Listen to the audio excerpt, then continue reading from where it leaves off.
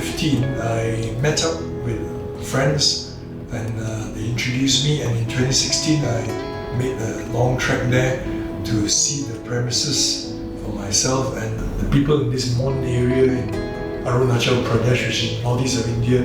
We're talking about the western part of Arunachal Pradesh. It's pristine, it's surreal when you get there.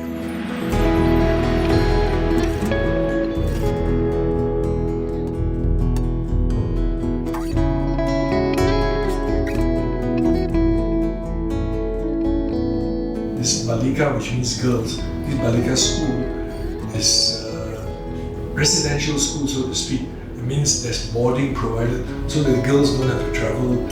And it's an all-girls school so that it's a lot easier to manage the facility.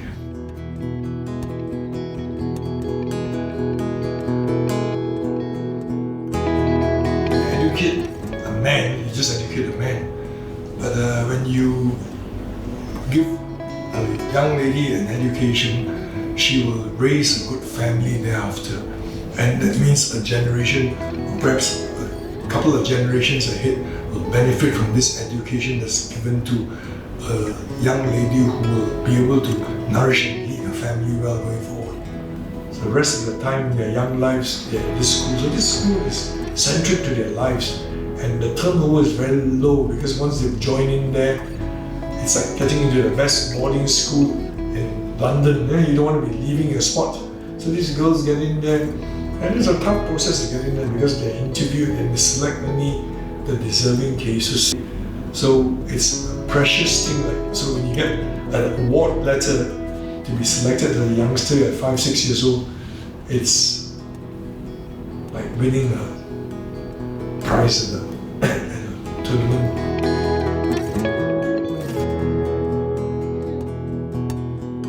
When I initially arrived there, I didn't expect very much, and I went with a couple of friends, and we brought along pencils, erasers, etc. And one of many things, and if we can try and just get them to have basic facilities like a playground, like a library, like even watching a clip, short movie, etc. through WhatsApp or whatever you have, it's heartwarming. The kids love it, but they don't have many things we take for granted here.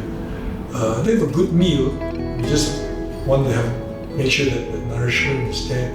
So it's through education we help talk to the teachers, talk to the matrons, what's good food, what's suitable good food to let the girls grow up. Because the girls are there for something like 320 days in the year. They only go back for 2 stints in the year. 30 days during the harsh winter and 15 days for their new year.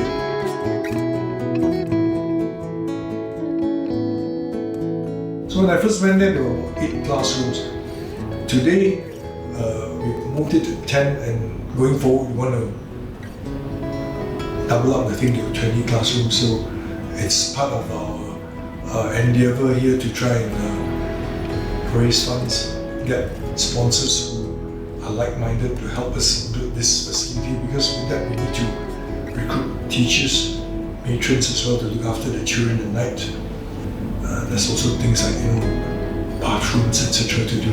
So it's all very basic, but it's very costly because you got to get material down from the lowlands up to the highlands, so to speak, and it's very costly.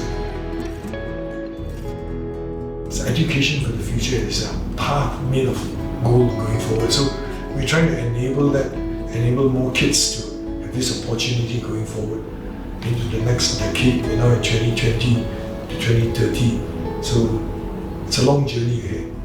We're just at the start of this difficult journey.